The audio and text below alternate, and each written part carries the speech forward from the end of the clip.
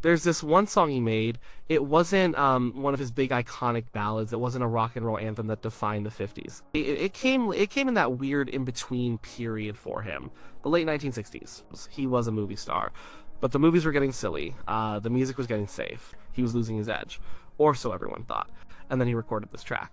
It wasn't a huge hit at the time. It kind of came and went. Just another song from another movie soundtrack. Nobody paid it much attention. But listening to it now, it's strange. It's like finding a modern smartphone in an old black and white photograph. It doesn't belong. It's from a different time. It's a message from the future, sent back to 1968. Did he know what he was doing? Did he sit in the studio and think, I'm going to lay down a blueprint for the next 40 years of pop music? Probably not. Artists don't usually work that way. They feel something. They chase a sound.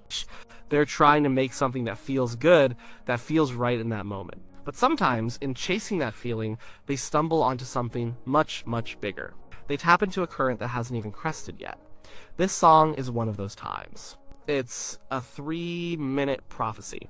To understand why it was so different, you have to think about the music of 1968. What was on the radio? The Beatles were getting experimental with the White Album. Motown was pumping out soulful, polished hits. Jimi Hendrix was taking the guitar to another planet. It was an incredible time for music, but a lot of it had a certain sound. Rock had a bluesy, often heavy feel. Pop was melodic. Soul was smooth.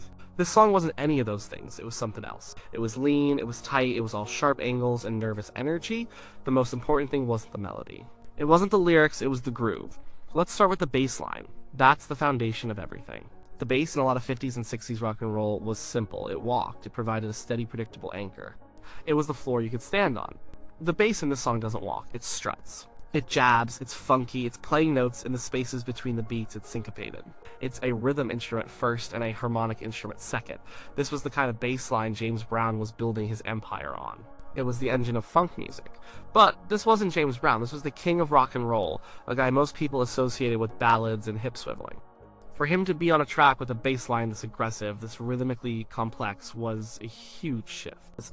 It wasn't about supporting a vocal anymore, it was about creating an irresistible physical pull, a need to move. That kind of bass line is the direct ancestor of disco. It's the ancestor of countless funk tracks. It's the DNA of so much dance music that would follow. You hear that bass today and it doesn't sound dated. It sounds like the root of something cool. Then there's the guitar. The guitar riff is not a big bluesy lick. It's not a wall of sound, it's a sharp stabbing little phrase. It's almost like a percussion instrument. It's clean, it's dry, and it's repetitive. It just cuts through the track. It's not there to show off. It's there to add to the tension of the groove. It's another piece of the rhythmic puzzle. This style of guitar playing, where the guitar is part of the rhythm section, became a staple of funk, disco, and even new wave music in the 80s. It's the opposite of a guitar solo. It's about serving the song, serving the beat.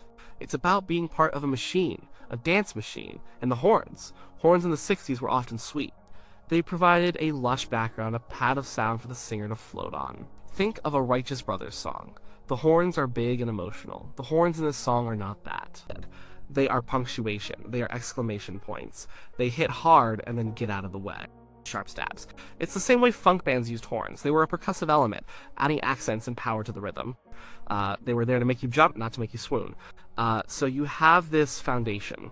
A funky bass line, a tight percussive guitar, punchy, stabbing horns. Everything is locked together. It's a coiled spring of a track. There is no fat on it. Every single instrument is there to serve the rhythm. It doesn't meander. It doesn't have a complex chord progression. It finds a groove and it hammers it. This is the key. This is the prophecy. Modern pop music, especially dance music and hip-hop, is built on this principle. It's built on the loop. It's built on finding a hypnotic, infectious groove and repeating it.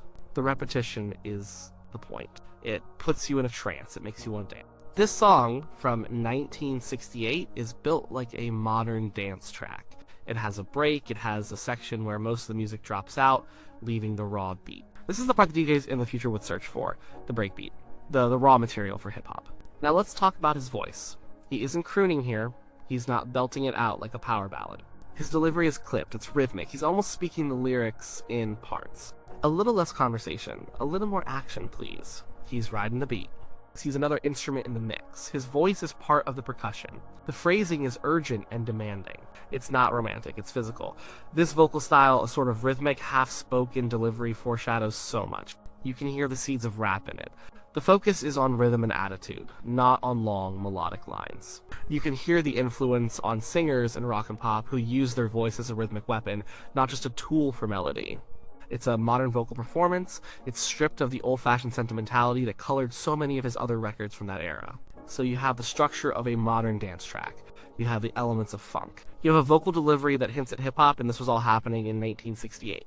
It was hidden in plain sight, on the soundtrack to a mostly forgotten movie. And because it was so ahead of its time, it failed. Not completely, but it wasn't a monster hit. It didn't define his comeback. The big emotional ballads and the raw rock and roll performances from his '68 comeback special are what people remember. This song was too weird, too cold, too funky. The world wasn't quite ready for it. The public wanted the Elvis they knew. The record company probably didn't know how to market it. It didn't fit in a neat box, so the song went dormant. It became a deep cut for hardcore fans. A curiosity, an interesting footnote in a legendary career. It was a seed that was planted, but it needed to wait for the right season to grow. And then, more than 30 years later, the future finally caught up with it. The year is 2002. A Dutch DJ, a guy who makes electronic music, gets his hands on the original tape. He sees what was there all along. He saw the blueprint. He didn't have to fundamentally change the song. He didn't have to rewrite it. All he had to do was put a modern drum machine beat underneath it. A beefier, heavier kick drum. That's the main difference. He just gave it the powerful, booming low end that 1960s recording technology couldn't produce. He took this 34-year-old recording, polished it up a little, put a 21st century beat on it, and released it. What happened next is the ultimate proof of the song's predictive power. It became a global phenomenon. It was a #1 hit all over the world. It was played in clubs, on the radio, in commercials. It was massive. A whole new generation, a generation that thought of him as their grandparents' music, was suddenly dancing to his voice. Think about that. How many songs from the 1960s could you do that with? How many could you just add a new drum beat to and have them sound perfectly at home in the 21st century charts? Very, very few. Most would sound hopelessly dated. The chord progressions would be wrong. The song structures would be too complicated or too rambling. The melodies would be too sweet. But this song worked perfectly. It worked because the original DNA was already modern. The funky bass line, the stabbing guitar, the punchy horns, the rhythmic vocal, the hypnotic, repetitive structure, it was all there. The DJ didn't reinvent the song. He just revealed what was already inside it. He brushed the dust off a perfectly preserved piece of the future. The success of the remix proves the point. It wasn't just a nostalgic novelty. People weren't just listening to it because it was him. They were listening because it was a great dance track. It made them move. It had the same effect in 2002 as it was trying to have in 1968. The difference was, in 2002, our ears had been trained to understand its language. The decades of funk, disco, hip-hop, and electronic music had prepared us. We were finally ready for it. The song's journey is remarkable. It was an anomaly when it was created. It was an artifact of an alternate future that hadn't happened yet. It was too fast, too aggressive, too lean for its time. It valued rhythm over melody in a way that pop music wouldn't fully embrace for another decade. The focus on the groove, the action that he sings about, was a premonition of a dance floor culture that would explode in the 70s with disco and continue to evolve ever since. He was in a strange place in his career. The 50s rebellion was long over. He was trapped in Hollywood making formulaic movies and singing songs to match. But there was still a fire in him. You can hear it in the '68 comeback special. He was desperate to be relevant again, to be dangerous. This song was part of that same impulse. It was him trying to connect with something new, something vital. He might have just thought he was making a cool up-tempo number. But he and the incredible studio musicians he was working with, the legendary Wrecking Crew, tapped into something profound. They created a track that was fundamentally based on a relentless interlocking rhythm. That's the essence of it. It's a testament to the musicians in the room who laid down that groove. But it's also a testament to him for delivering a vocal performance that was just as tight and rhythmic as the instruments behind him. He didn't try to fight the groove or soar over it, he became part of it. And in doing so, he helped create the template. Look at pop music today, so much of it is built around a beat and a bass line. The vocals are often rhythmic, processed, and treated as one element in a larger sonic texture. The structures are often simple and repetitive, designed for maximum physical impact. The emphasis is on the feel, the vibe, the groove. This song had all of those elements. It was a pop song that was built like a funk instrumental. It was a vocal performance that was delivered like a drum solo.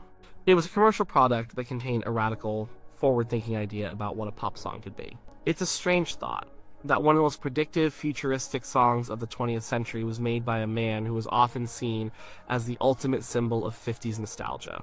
But music is funny that way. It's not always a straight line. Sometimes the most interesting things happen in the margins on a movie soundtrack when no one is paying too much attention. Sometimes an artist is just trying to shake things up, to feel something real, and ends up building a bridge to a future he would never see.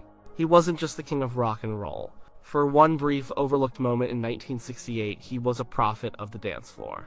He was laying down the law for a party that wouldn't even get started for years to come. He told everyone what they needed: a little less conversation, a little more action. The song, of course, was A Little Less Conversation.